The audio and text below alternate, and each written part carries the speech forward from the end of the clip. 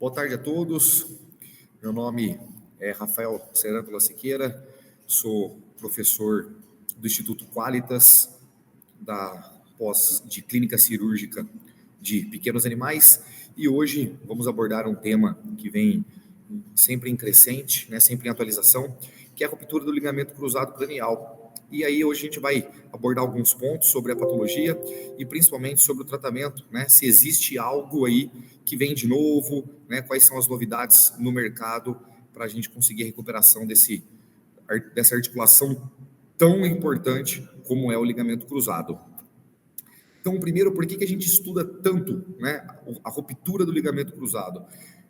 Está entre as 3 maiores patologias do sistema locomotor em membro pélvico em pequenos animais, né? E quando a gente coloca ainda displasia coxofemoral, luxação de patela, a gente tem que lembrar que a ruptura do ligamento cruzado ainda pode vir concomitante, né, à luxação de patela. Ou seja, a gente vai ter sempre presente essas doenças. E vamos lembrar, cada vez mais esses cães estão em crescente em longevidade de vida. Ou seja, essas doenças, elas vão aparecer cada vez mais. Quanto maior o tempo de vida desses pacientes, maior vai ser o grau aí de doença degenerativa articular, e está diretamente ligado com a patologia em estudo. Então, é muito importante, né, o desenvolvimento de novas técnicas, o desenvolvimento de novas terapias, e com isso a gente pode, né, ao longo aí de toda a história da ruptura do ligamento cruzado, quantas e quantas técnicas não vêm sendo desenvolvidas até para a gente chegar, né, a um senso comum, e é o que a gente vai discutir. Será que existe uma técnica perfeita? Qual é a melhor técnica? Como indicar, né? Quais são suas complicações? Muda de raça para raça, muda de espécie. Será que a gente pode empregar todas essas técnicas cirúrgicas em gatos também? Será que a gente pode empregar todas as técnicas cirúrgicas, independente do seu peso, do seu porte, da sua conformação anatômica, né? Vamos lembrar as diferenças de conformações anatômicas que nós temos hoje dos nossos pacientes. Então, isso é extremamente importante. Então, é um tema muito complexo, é um tema que a gente tem que sempre estar nos atualizando para, com certeza, buscar o maior objetivo nosso como médico veterinário, né, cirurgião, que é o quê? Retorno locomotor precoce e, o mais importante, qualidade de vida, que esse animal tenha a possibilidade de fazer um retorno locomotor rápido, eficiente e que ele tenha uma qualidade de vida, ou seja, volte a fazer todas as suas atividades físicas, né? Seja uma caminhada, seja animais aí de esportes, com isso o nosso tutor ele fica cada vez mais satisfeito com os nossos trabalhos. Lembrar que essas lesões do ligamento cruzado, elas podem vir como rupturas completas ou parciais do ligamento, ou mesmo avulsões de sua origem, né, ou inserção. Qual é o ponto-chave quando a gente fala de rupturas parciais ou completas? Que independente de uma ruptura completa ou parcial, quando a gente tem sinais clínicos de uma instabilidade articular, esse animal ele tem que ser submetido a um procedimento cirúrgico, e a gente vai ver isso por quê. Então, por mais que a gente tenha uma ruptura parcial do ligamento cruzado, a indicação de tratamento é um tratamento cirúrgico, e claro, um tratamento cirúrgico precoce, né? Esse é o grande ponto-chave, né, que está diretamente interligado com o prognóstico do nosso objetivo, que é esse retorno locomotor. Então, se a gente tem, né, uma cirurgia precoce, automaticamente a gente vai ter uma recuperação precoce e uma recuperação muito melhor, porque a gente vai estar evitando a progressão da doença degenerativa articular, que é algo que a gente vai discutir em toda a nossa aula hoje. Então, quando a gente fala, né, do que é o ligamento cruzado, a gente tem que lembrar que o ligamento cruzado ele é composto por 2 bandas, a banda crânio-medial e a banda caudo-lateral. O que isso traz para a gente? Isso traz a possibilidade de uma ruptura parcial, ou seja, nós podemos ter as rupturas das 2 bandas do ligamento cruzado como a gente pode ter as rupturas, ou só de banda crânio-medial, ou só de banda caudo-lateral. E isso é o que faz a gente ter, né, essa possibilidade de ruptura parcial. Mas lembrando que, independente disso, a indicação ela é cirúrgica. A sua inserção é intraarticular, na articulação femorotibiopatelar, na articulação do joelho, aonde ela fica inserida desde a fossa intercondilar até o platô tibial. O ligamento, ele é uma estrutura multifilamentar formada por fibras de colágeno, ou seja, uma composição extremamente rígida, extremamente forte. O ligamento cruzado, de uma forma natural e anatômica, ele foi feito para suportar grandes tensões, né? E mesmo assim, a gente vem com crescentes, né, de casuística de ligamento cruzado.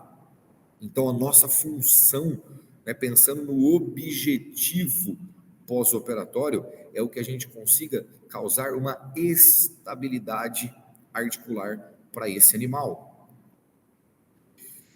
Fora a parte de ligamento cruzado, nós temos que lembrar que o joelho apresenta meniscos, o lateral e o medial, estruturas importantíssimas. Inclusive, é obrigatório a gente pensar em fazer uma artrotomia exploratória em qualquer técnica cirúrgica que a gente for empregar no tratamento.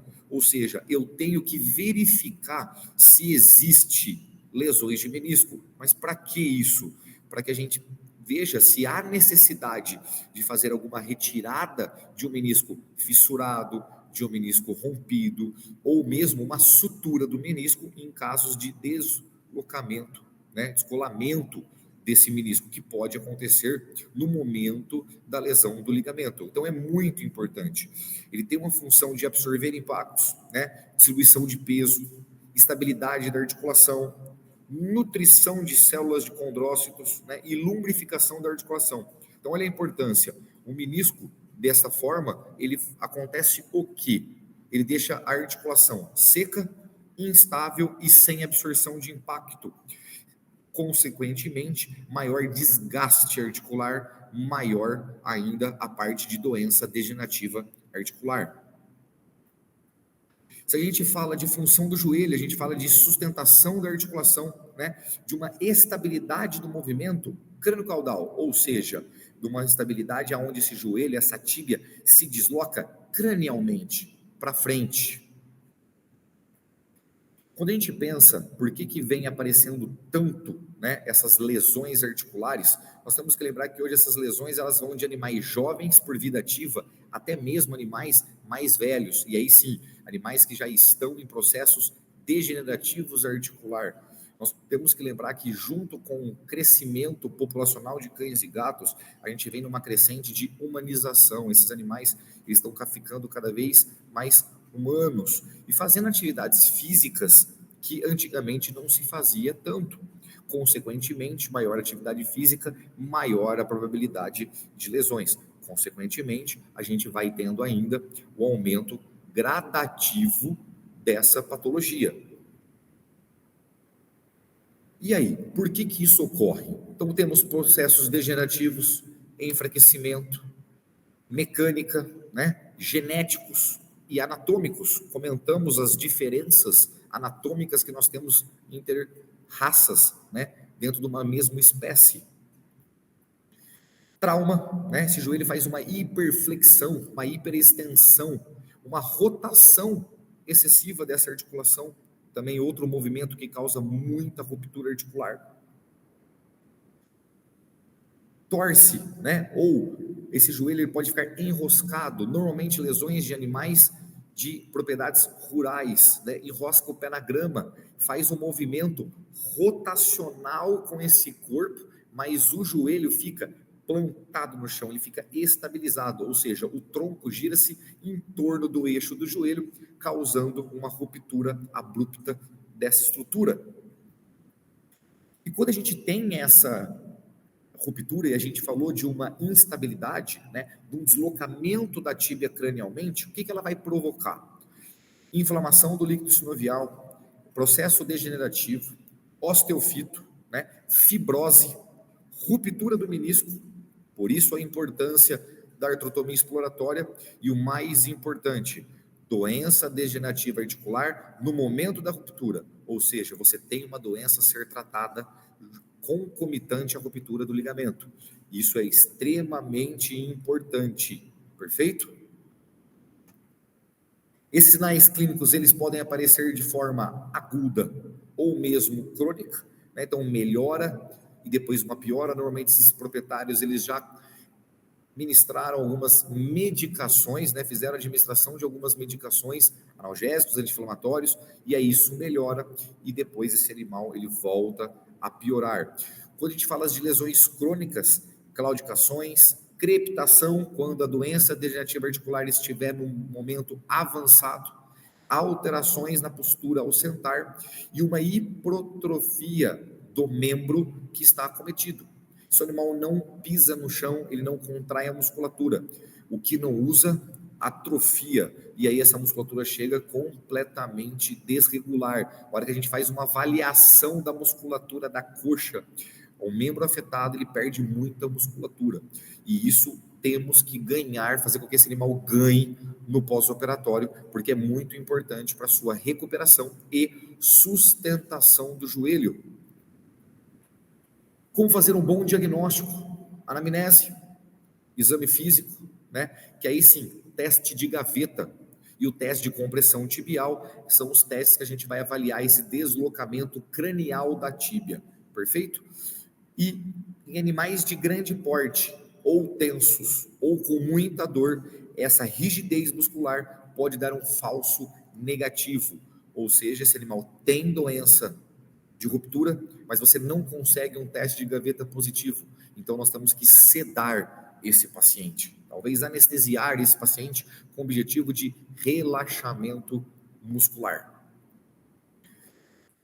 Para complementar o nosso diagnóstico, radiografias, né, ultrassonografias, artroscopias e ressonância magnética, né, se você quer visualizar realmente via uma imagem não exploratória, né, de uma forma um pouco menos invasiva, seria a ressonância magnética. Então, lembrando do posicionamento radiográfico, uma posição médio-lateral, com uma flexão de joelho e tarso. Então, a gente vai fazer um ângulo de 90 graus em joelho e em tarso, para a gente verificar, né, algumas alterações que são compatíveis, não que você vai visualizar o ligamento cruzado no exame radiográfico. Alguns exemplos para vocês, então, né? Primeira imagem, raio-x, segunda, um ultrassom, terceira imagem, uma artroscopia, e a última imagem, uma ressonância magnética. Tratamento, a literatura traz como um tratamento conservador, o cirúrgico e a terapia celular que vem crescente. Quando a gente fala de tratamento conservador, a literatura traz como pacientes com menos de 5 quilos, como bandagens, restrição de movimentos, anti-inflamatórios, analgésicos, né, e fisioterapia. Porém, estudos recentes já descartam a possibilidade de um tratamento conservador. A indicação é um tratamento cirúrgico, uma estabilização desse joelho. Por quê? Porque a gente vai precisar estabilizar para que esse ligamento, essa ruptura, não cause o processo degenerativo tão rápido. Se eu trato conservador, essa doença degenerativa ela vai avançar o quanto antes. E avançando, a gente vai prejudicar toda a superfície articular de um paciente. E se a gente estiver falando de um paciente jovem, o que a gente não quer é uma doença degenerativa avançada. Quando eu falo de tratamento cirúrgico, a gente fala de técnicas extraarticulares, intraarticulares e osteotomias. Vamos dar alguns exemplos. Porém, antes disso, o mais importante, qualquer técnica cirúrgica depende de um bom programa de reabilitação. E o mais importante, nenhuma técnica impede doença degenerativa articular. Então, quando a gente fala de técnicas extras capsulares, nós temos diversas técnicas que a gente pode estar encontrando na literatura. Eu trouxe algumas para vocês, né? A sutura fabelo-tibial, algumas âncoras, né? Transposição da face lata, tiger rope. Então, vamos lá. Essa é a sutura fabelo-tibial, então é uma técnica extra, onde a gente, com um fio de poliéster ou um fio mesmo de nylon de espessura, a gente faz uma perfuração em crista da tíbia e faz uma ancoragem na fabelo lateral. Transposição da face lata. Essa técnica é uma técnica bem legal. A gente faz, né, aí também uma fixação, ó, a fáscia é retirada do quadríceps, né, do bíceps femoral, e aí a gente passa isso atrás da fabela também, suturando na sua porção de inserção. Com isso, você faz uma estabilização, você anula o sinal de gaveta. É uma técnica antiga, certo? Não é a técnica mais atual que a gente tem, mas é uma técnica muito, muito eficiente, né?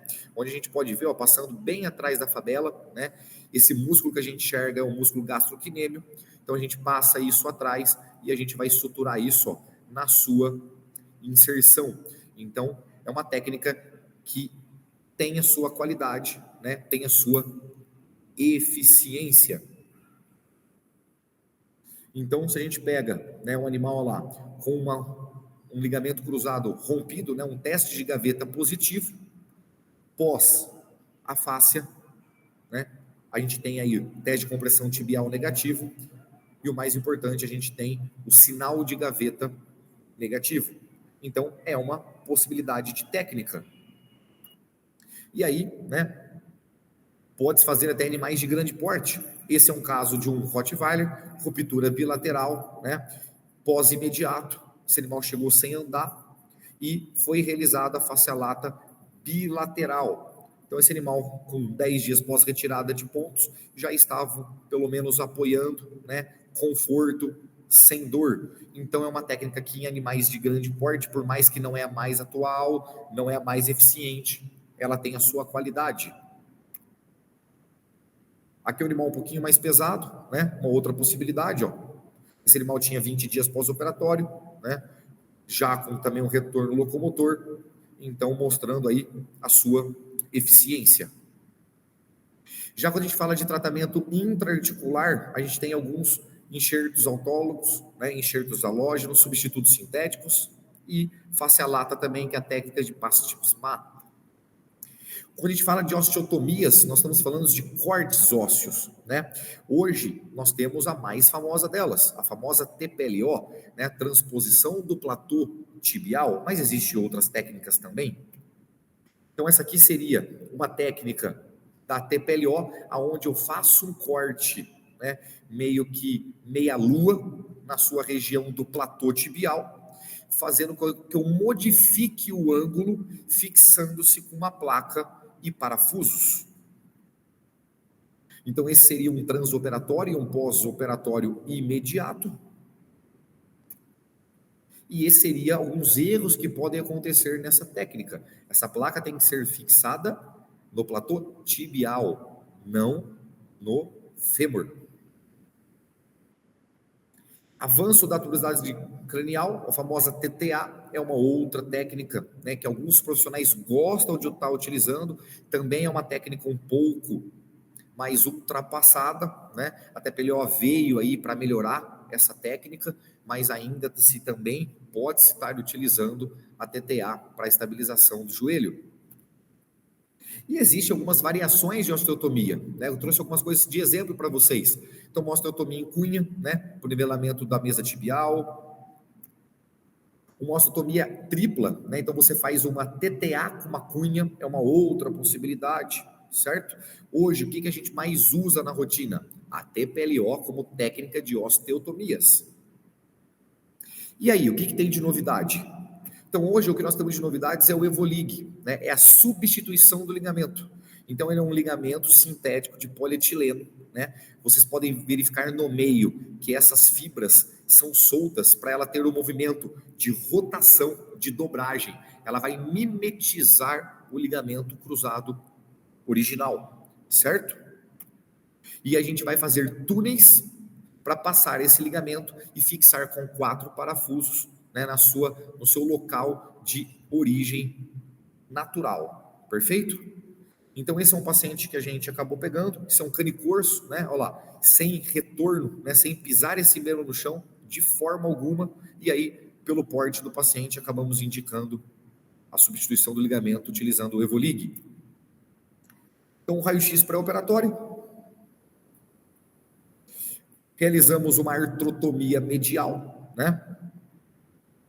E olha que interessante, a gente fala tanto de doença degenerativa articular, olha a presença de osteofito neste joelho, né? Então, esse animal já tinha uma doença degenerativa instalada, né? Esse animal tinha apenas 10 dias de histórico do trauma. Então, com 10 dias, já fez a formação de doença degenerativa articular. Então, cria-se, né, os túneis com fio guias e com brocas. Só para vocês entenderem um pouquinho rapidamente, obviamente, né? Então, esse é um guia onde a gente passa fio de Kirchner para a gente fazer o túnel, né, caindo dentro da articulação do joelho. Automaticamente, eu crio esse túnel e aí, com uma broca bem espessa, a gente acaba, né, criando todo esse túnel para passagem do ligamento sintético. Pelo túnel passa-se um fio guia, né? Ele é um fio de aço dobrável para que a gente consiga puxar pelo túnel, né, o ligamento sintético. E aí, por fim, passa-se o ligamento. Vocês podem ver que ele vem protegido por essa capa plástica, isso é para evitar contaminação. Então, a gente não contamina esse ligamento. Lembrando que aquela parte flexível que eu falei para vocês é a parte que tem que ficar dentro do joelho, é a parte que rotaciona, certo? E aí fixa-se, né, com a parte de parafusos. Esses parafusos são de osteointegração. Então aqui um pós-operatório, mostrando que a gente zera o sinal de gaveta. Ele tem uma estabilidade articular perfeita. Mostrando os 4 parafusos de fixação do ligamento. E aqui, então, ó, um pré-operatório e um pós-operatório, né, onde vocês conseguem ver uma gaveta positiva e depois a ausência de gaveta, mostrando uma grande eficiência dessa técnica.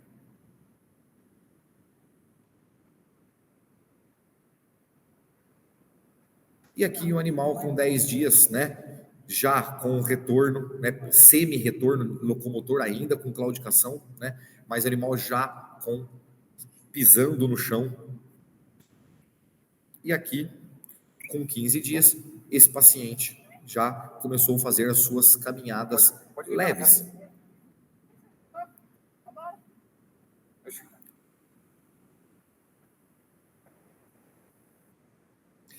Claro que não posso falar para vocês que só porque é novo é a melhor, de forma alguma. Existem suas complicações. A maior complicação é soltura dos parafusos e aonde a gente faz as passagens dos túneis, a gente pode criar microfissuras ósseas e causar fraturas. E não podemos deixar de esquecer que estamos colocando um corpo estranho dentro. Então, rejeição ao ligamento de polietileno. E aí, pessoal, como escolher? Não tem, tá? Não estou aqui para falar que uma ou duas técnicas ou 3 técnicas são melhores, né? E sim para mostrar para vocês que a gente tem uma variedade de técnicas. Claro que se a gente começar a discutir, existe sim vantagens e desvantagens de todas as técnicas, mas não tem a melhor, né? A gente tem as mais eficientes, a gente tem as que têm menos complicações e as que têm mais complicações. Então, é uma discussão muito grande, né? Um grande estudo para fazer daqui para frente. Complicações, fora o que eu acabei de comentar do Evolig, infecções, ausência de estabilização, lesões do menisco, né? Complicações do implantes, não só do Evolig, mas da TPLO, quebra da placa, soltura dos parafusos, e a maior delas que a gente discutiu sobre toda a nossa aula aqui, uma osteoartrite progressiva. O prognóstico é extremamente favorável, né, quanto ao retorno da sua função normal, desde que essa cirurgia seja feita de forma o mais precoce possível. Isso está diretamente relacionado ao prognóstico. Certinho, pessoal? Um tema extremamente amplo, um tema importante. Claro que a gente só pincelou as partes principais, temos muito a discutir ainda. Então, convido vocês aí a continuar assistindo a gente para mais discussões no futuro. Deixo um abraço a todos e muito obrigado.